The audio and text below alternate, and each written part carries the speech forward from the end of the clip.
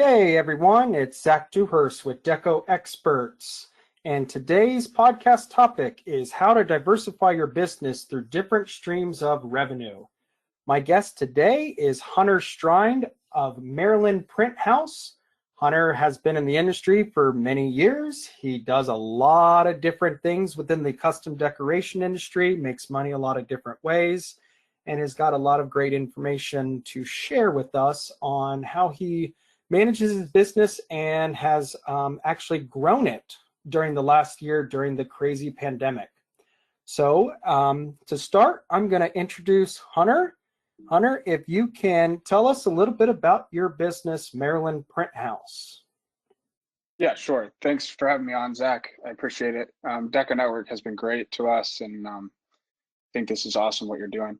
So, so I started in the industry I started screen printing like 10 years ago for myself on the side, and I built a press actually with my dad. My dad built the press. So I started screen printing then, and I was a sophomore in high school. And, kind of over time through college, I played soccer in college and started printing for other people.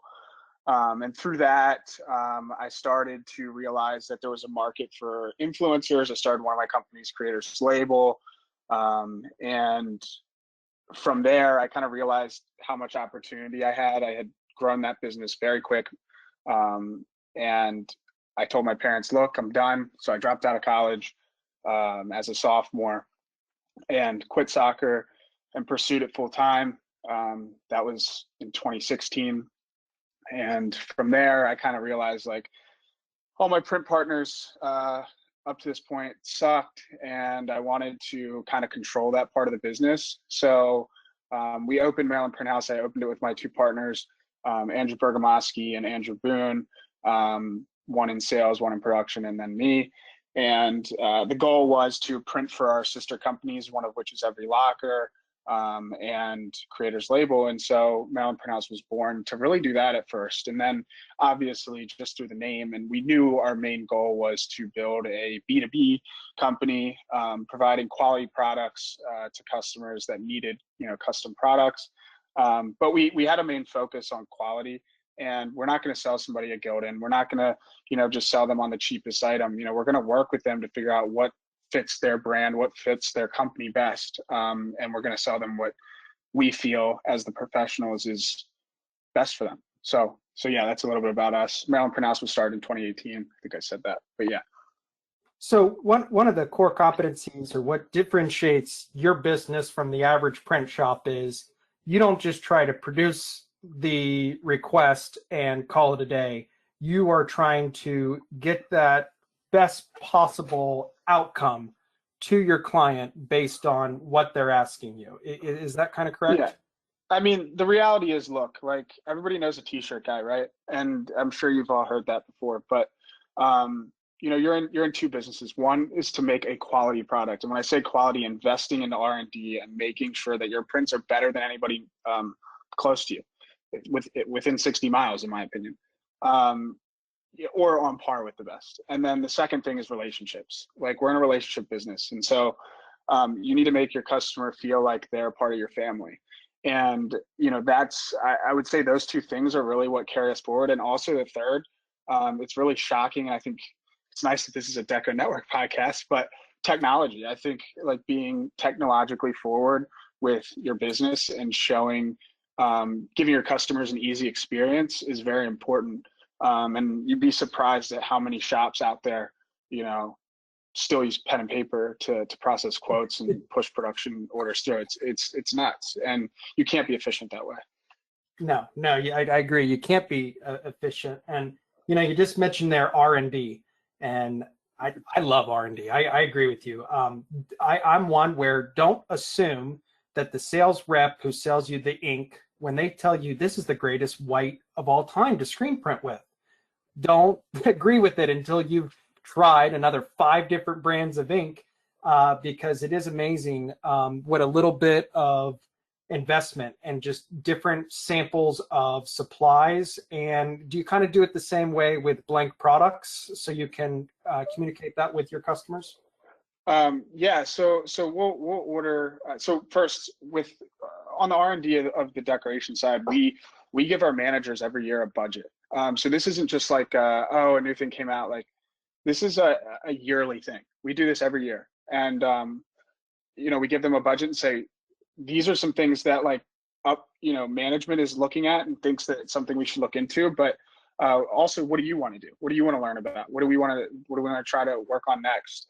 So we give them that budget, and they can do whatever they want with it, as long as they're buying things for their department. But I forget where I was going. But the second part is like, with garments and distributors, first is talk to your distributor, right? They should be giving you a budget, right? If you're spending serious money with them, they should be giving you a budget. And if they're not, go to the next one. So we work with the budget that we're given from our distributor. And if we need other stuff, obviously we'll buy it. But we always have current products in our showroom. Yep, and go ahead. it's like you were kind of mentioning there with like sample products, and you have a showroom, so you do have some of your customers obviously come to your place of business, and you have product on hand to show them, hey, you want a quarter zip? Here's 10 different quarter zips that we sell the most of. And one thing I don't understand why more shops don't take advantage of, like Sanmar, S&S, Alpha. They provide a lot of marketing resources. I know Sanmar, for example, will sell me brand grommeted products. So it has extra information on there. Everything I'd want to communicate to the customer. What different styles does it come in? What colors, sizes, etc. And they'll sell it to me at half of the normal price. So they're trying to get me a product that they've done more work for at a cheaper price, so I can sell more of that product. Right. Sorry, go ahead.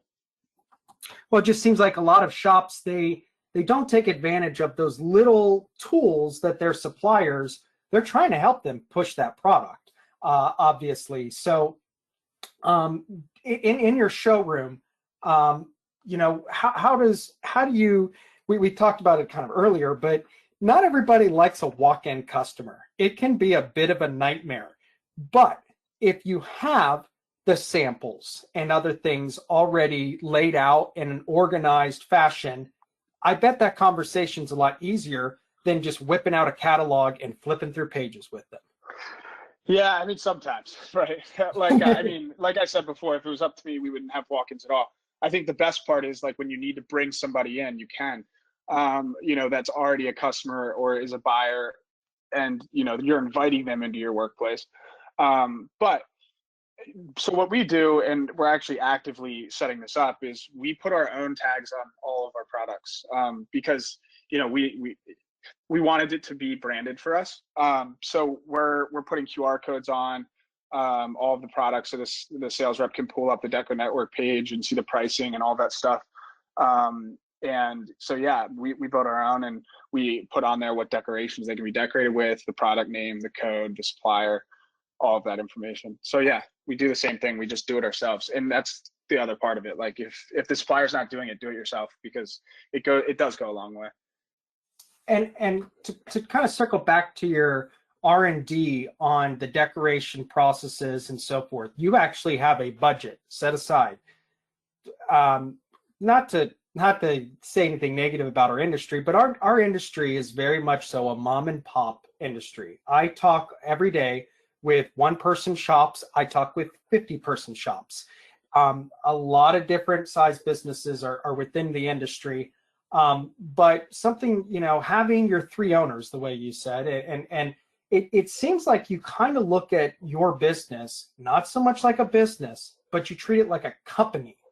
Because when I started my first decoration shop, I kind of told myself in a weird way, I don't want to create a local business, but that's really what I wanted to do. I wanted to really create more of a local company. I want to grow it. I want to treat it, again, take it very seriously. And I think things like, setting a budget for just R&D. And like you said, it didn't even have to have a specific goal in mind there. I mean, obviously they're within reason, but I guarantee you, your employees love the fact that you give them a budget and you let them explore, because who knows what you're going to stumble upon and what you're going to be able to do that your competition can't. So I think that's really interesting how you look at it. You know, I think a lot of businesses, they look at it just as a business, not so much as I'm building a company.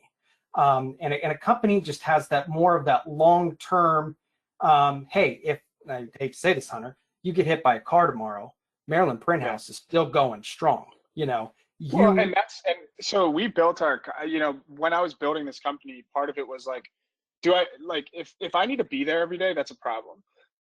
You know, and that's that you can never sell a company where you're the company, right? So, you know, that was always part of the thought. And you can talk to any of my employees and they'll tell you that the one thing I say year after year, quarter after quarter is we have to be prepared for scale. We have to be prepared. We need to do the things that we need to do to be ready for this. And it's for us in our growth patterns over the last 3 years, it's been a constant, you know, hiring new people. I mean, it's nuts. But at the same time, like, you know, with what you're saying, it's really cool when a local business grows to 100 employees, you know, and that's possible. And I think the problem is that this industry is hard. It's hard as shit. And, you know, I think one thing that people start to realize is they become complacent because it's very hard to grow a business in this industry. It's a bottom of the barrel, like who can give me the cheapest shirt? And if you're in that part of the industry, you know, you're going to have challenges and it's way harder to grow. So that's why we've kind of placed ourselves outside of that and said, look, you know, you're coming to us, we're the professionals, you know, we're going to give you what you want, but we're investing in you as a customer too. Like, and the other reason we do R&D is because, you know, we don't want to get stuck with a lost opportunity. You know, if somebody comes to us and we aren't familiar with, let's say silicone printing, or water-based, and we just printed plastisol the whole time. Like, if a customer comes to us and needs 20,000 pieces and they want it water-based, well, we need to be there and we need to be able to do it. You know, we don't want to learn right now. We want to know how to do it. And so part of that budget also is to prepare ourselves for what's to come or what could come. And it's once you get to the point where you can have a budget, it's obviously a good thing. And I understand how hard it is because we were there to not be able to do that. But, you know, there's always time for learning. And I think that a lot of people don't take advantage of that extra time. Yep. No, I completely agree with you. And it also sounds like as you grow your business, you need to leverage your assets and really everything. So like even when you're buying ink and you're getting samples and you're going to do R&D, if you reach out to your rep and you're like, can I get some samples? A lot of the time, either A, they'll give them to you, or B, they'll get them to you at dirt cheap prices because, hey, you're not going to start using that product until you've actually used it. So again, would you agree that don't just assume something is what it is because a sales rep tells you something or that's what the price is going to be? Sometimes you have to kind of work the ladder and talk to the decision maker and then actually find out, okay, how can we work together and so forth. One thing I know that you mentioned earlier before we started the podcast was shipping. You mentioned, you know, one call to UPS, and before you know it, you're paying half of what you were paying before that call, just because you've taken the time to leverage what you currently have. Is that right? Right. Yeah. So, but also to start, like part of this is like understanding the value in doing it. You know, and obviously you've just said that you can get things for free, but also a lot cheaper.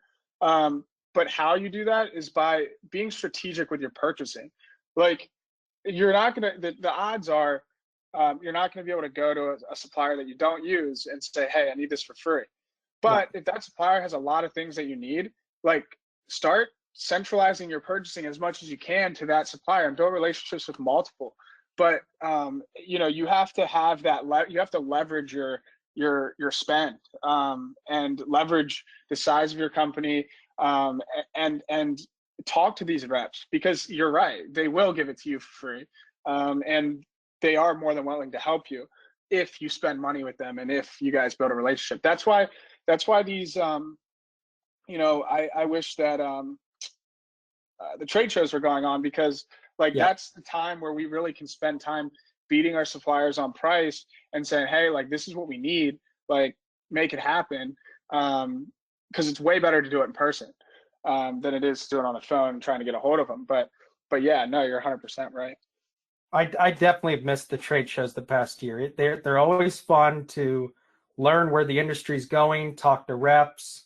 When we're not in a pandemic, is that something you try to attend at least one a year? Maybe bring some employees to show. We take our entire staff. We take our entire staff. Wow. Yeah. Wow. At least we don't take them across to Long Beach, but mostly just owners and maybe managers. But we take them all to Atlantic City. It's something we do every year. It's I think it's important, because to me, like, I'm hiring based on passion. I want to know that you want to do this. And if you want to do this, you're going to really enjoy staying at a casino and going to a trade show during the day and gambling at night, right? So, no, it's absolutely important. And I think it, But you brought up that ISS show in Long Beach, and anybody who has attended it will agree that there is no show like that. I mean, it is on another level. Is that something that you and your co-owners try to attend each year? Well, we actually went for the first time, and we bought a press there. That was the reason we went. And that was the first time we went. It was like, 2019? They didn't do it in 2020, right? Or was it 2020? Yeah. whatever. Yeah. So anybody who goes to that show, know that it takes you 3 full days at least to get through every booth. If you have, it's nuts. I mean, it's nuts how big it is.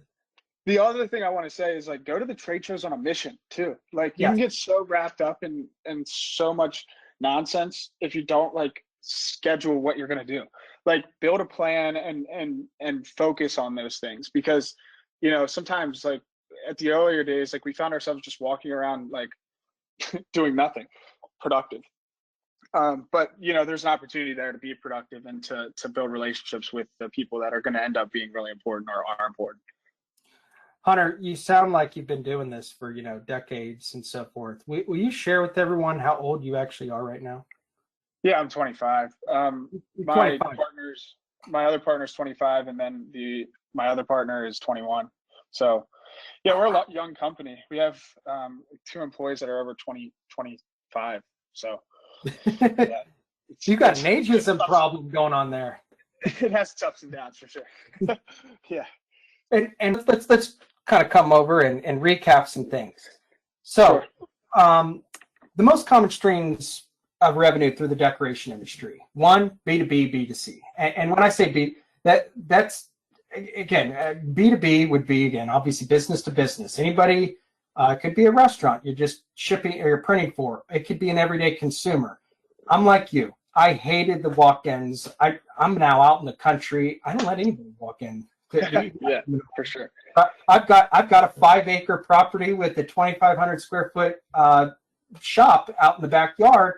You're not coming to it, and I can be a lot more productive.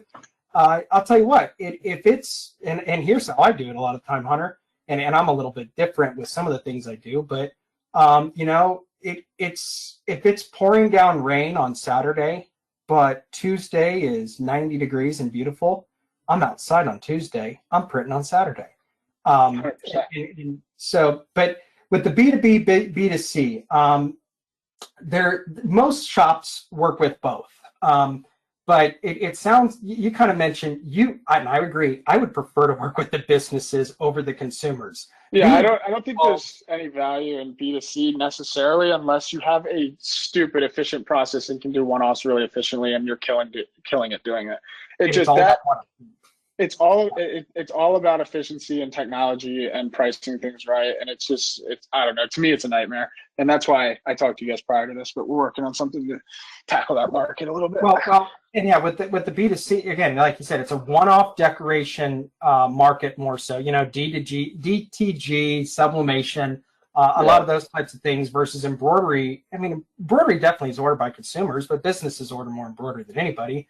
And the bulk printing and so forth. So a lot of your what processes you offer in-house and equipment you have will often dictate what revenue streams you can pursue and who your target market is. Yeah.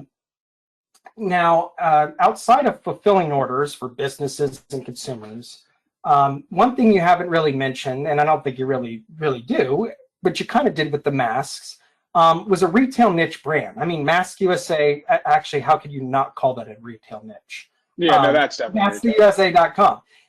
You have a specific niche that you're trying to target, and you targeted that. I am located in Columbus, Ohio. Everybody here is very passionate about being Ohioan. Maryland's Maryland's probably 10 times worse. So yeah, so I have highswag.com. I don't really push it that much, but this is my retail niche brand. If I want to make some passive income by selling, Ohio themed apparel to Ohioans, it's a great way to make some money. Before you know it, though, once in a while, you can stumble upon somebody who, hey, do you do the custom stuff? And then before you know it, they own a business and they funnel you big orders as well. Right. Another way you can make money in this industry is contract/wholesale fulfillment. And when it comes to contract, you can fulfill for others in the decoration industry. You can fulfill for kind of retail, Disney, for example. What is your, I guess, how do you go about contract work, and what's your thinking behind it? Well, if we could find a building, it would be a lot better, and I can tell you actually how it goes. But right now, hold on. Can you hear me? Yep. Okay. But right now, we would set it up on separate presses and have one press do retail, one press do contract. But I don't know. We keep contract around like 10% of our business, 10 to 15%. Not on purpose. We would do more, but our capacity is really tied up. I mean, our other press, our brand new rock has been in storage since the Long Beach trade show. It's terrible. Like, yeah, our real estate out here has just been killing us, and it takes 2 years because we have water issues in our city to build. So we're just waiting on a building to come up, and we're in 3,500 square feet. We need like 10, 12,000. So, we're just living with what we have right now, and it is what it is. But I think contract's great. We fired customers before. Like, the customer is important. You have to like working with the customer, and they have to understand and do things the way that you want them done, because it is a penny pinching business. It's cheap, and it's important that all the processes are in place to make that the same every time. Is the customer filling out the paperwork the same? Are they submitting a form on the site the same? It needs to be constant. And so that was one of our focuses. The other thing is like we've fired 6-digit contract customers before. Literally last year. So if they aren't working and they aren't following what you're asking, and whether they're questioning your price or whatever, just tell them to kick rocks. Contract doesn't need to be miserable like everybody makes it seem like. It can be decent. If you allow it to become miserable, then that's on you. Because, dude, we've been in like talks with shops, whether to acquire them or just talking in general, and the conversation is like, we don't touch contract, and when we do, it doesn't need to be like that. You just need to have control of what's happening, Yeah. And so if you're going to touch contract, just make sure you retain control and don't care what people are saying. Just because it's a big account, dude, that doesn't mean anything. That big account can lose you money. Yeah. Well, and one thing I always thought was just an overstatement of, look how much revenue I made. I don't care how much revenue you made. I want to know how much you profited. I don't care if you've made millions of dollars. If you you profited 10 grand, it means nothing. It's how much did you actually bring in after all your expenses. And the sad part is, like, contractors want things so cheap. Like, we've even considered changing our inks for it. Like, we buy the most expensive inks that money can buy. Like, I talked about quality earlier. Like, if you want it cheap, we might build a special cheap price.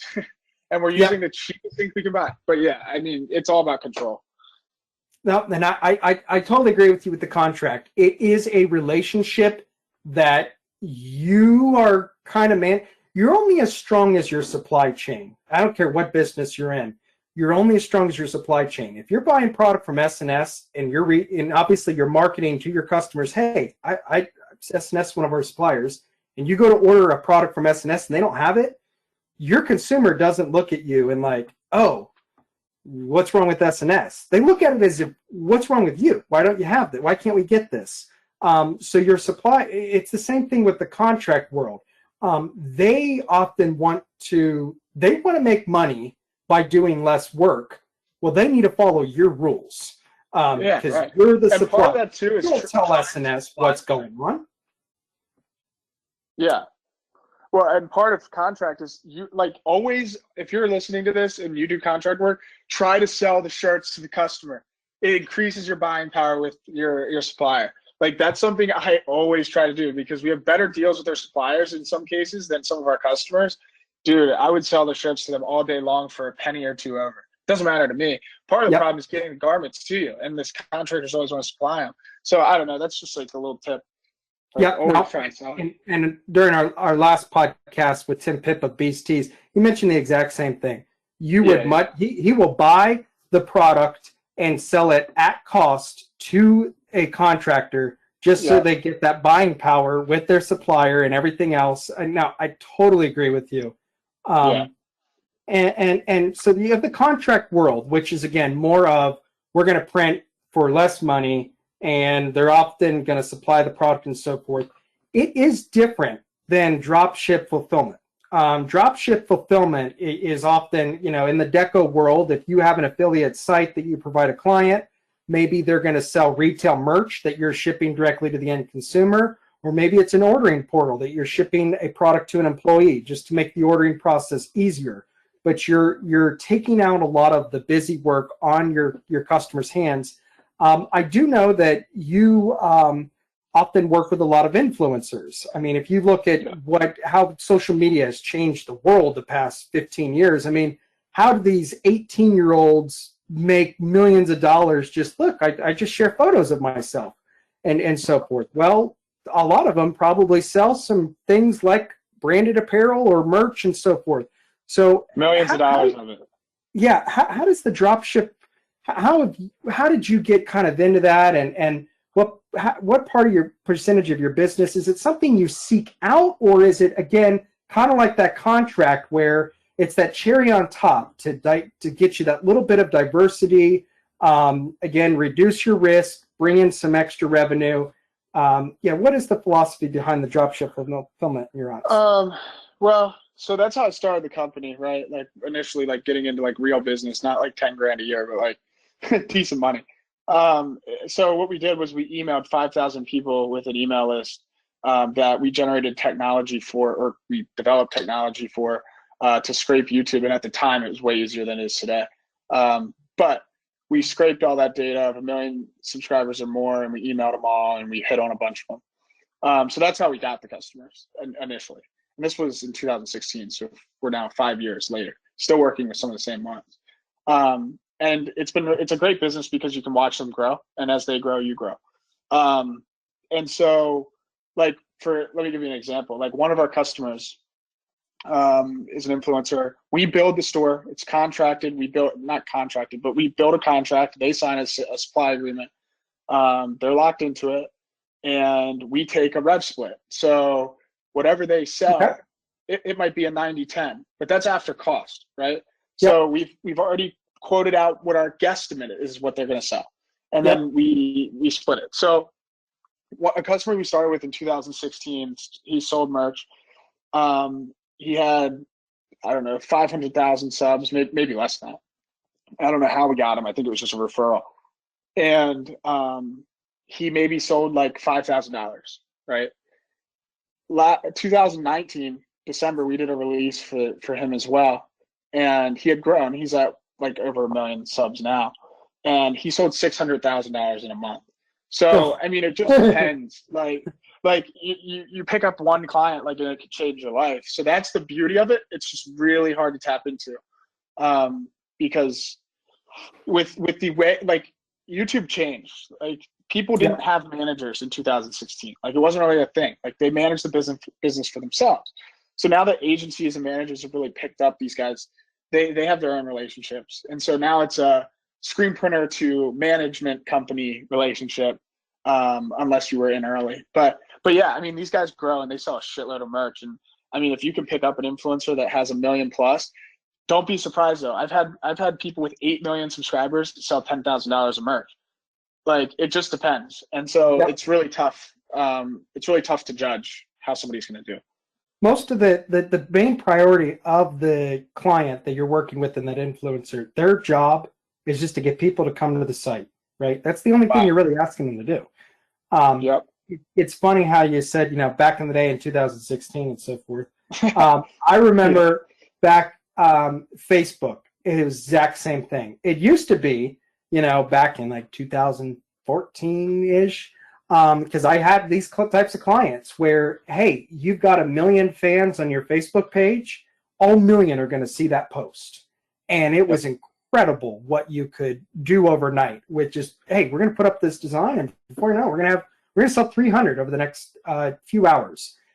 Totally, Facebook changed all that. It before you know it, hey, it didn't matter how many fans you had on your Facebook page. It wasn't going to be the same. So I do agree with you. What you kind of said though there was perfect though.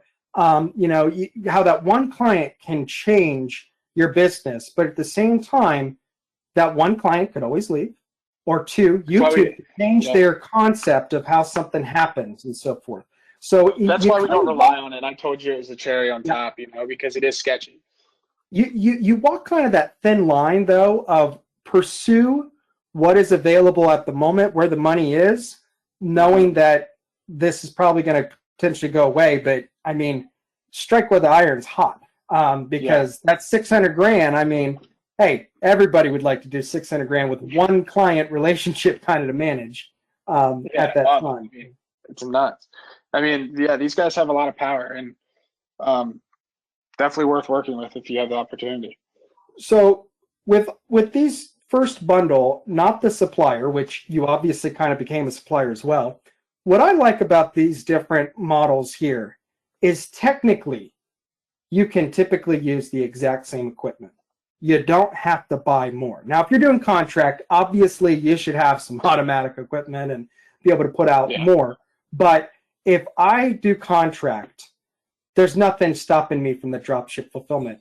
When it comes to what the equipment, I could buy more equipment, but again, it's the same skill. It's not like you have to go. You're in a unique situation, Hunter, where it sounds like you're literally at capacity and you almost have to turn people away until you can get a building, because out of the 50 states, you we have a night shift. I mean, your state is smaller than what? 50 cities throughout the U.S. practically. So you're definitely a little different. But why should you pursue multiple revenue? Sorry, go ahead. That's why your brand. I was just saying, that's why your brand is so important. Like, don't underestimate your brand. Well, and like you mentioned the brand, Ryanette. What a great brand. And he had Ryanette.com. But you know what? I would love to know what he spent on this. But he bought, like screenprinting.com. What could have been a better, domain name to buy? I know it's a lot. It's a lot. I'm sure it was a lot. But it was ingenious. It is, and no one knew how to teach screen printing better. No one has. He showed me. Well, a little tip. He showed me his GoDaddy, dude. He has like 2,500 domains. So he doesn't play around. I'm going to tell my wife / secretary that, because she's complaining about how many domain names I own. And I'm like, it's retail marketplace. I mean, it's real estate practically. It's literally real estate. I think it's important too.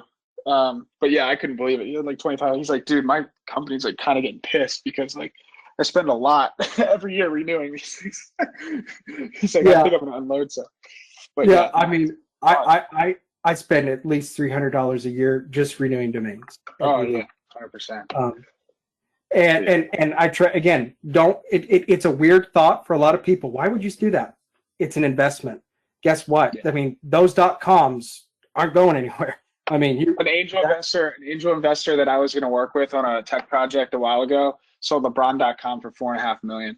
So if that gives you any insight, that's the direction it could go. Gosh. Hunter, I want to thank you for your input today. It was definitely great. It's amazing what all you've done at such a young age. Thanks, man. Appreciate it. You got a bright future ahead of you. You are like a mini Ryan. You look a little bit like Ryan. Right. But gosh, what a crazy last year. And again, how the industry just, you never know where it's going to go. And I guarantee you in 5 years, you'll have some different revenue streams that you're not using now. I'm excited to show you guys about it. So, but yeah, thanks, Zach. I really appreciate everything you do, and DecoNetwork as well. I think you guys are great, and I look forward to building our relationship. Thanks, Hunter.